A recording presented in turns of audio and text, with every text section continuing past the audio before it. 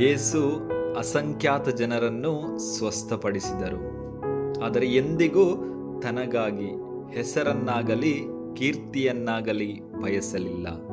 ಬದಲಾಗಿ ಅವರಲ್ಲಿ ಇದನ್ನು ಯಾರಿಗೂ ಹೇಳಬೇಡಿ ಎಂದಷ್ಟೇ ಆಜ್ಞಾಪಿಸುತ್ತಿದ್ದರು.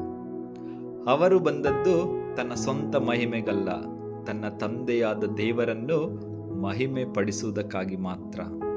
ಆದರೆ ನಾವು ಒಂದು ಪುಟ್ಟ ಒಳ್ಳೆಯ ಕೆಲಸ ಮಾಡಿ ಇಡೀ ಜಗತ್ತೇ ನಮಗೆ ಜಯಕಾರ ಹಾಕಬೇಕೆಂದು, ಇಡೀ ಜಗತ್ತೇ ನಮಗೆ ಚಪ್ಪಾಳೆ ಹೊಡೆಯಬೇಕೆಂದು, ಪ್ರಶಂಸಿಸಬೇಕೆಂದು ನಾವು ಬಯಸುತ್ತೇವೆ.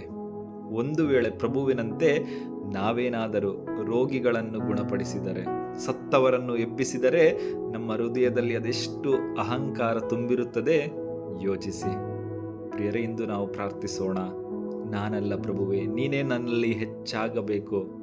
ಈ ರೀತಿ ಹೇಳುವಂತಹ ಒಂದು ನಮ್ರತೆಯನ್ನು ನಮಗೆ ಕಲಿಸಿಕೊಡು ಎಂದು ದೇವರಲ್ಲಿ ಪ್ರಾರ್ಥಿಸೋಣ. ಆಮೆನ್. ಹಲ್ಲೆಲೂಯಾ.